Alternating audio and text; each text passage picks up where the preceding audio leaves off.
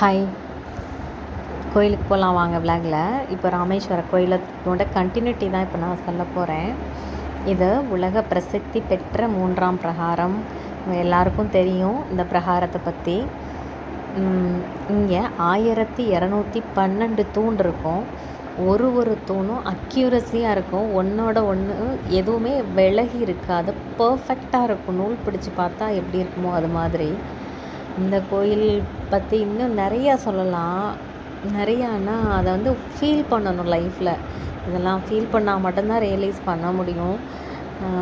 சில இடங்கள்லாம் இது நமக்கு சொந்தமான இடம்னு தோணும்ல, அப்படியான இடம் தான் இந்த கோயில் எனக்கு.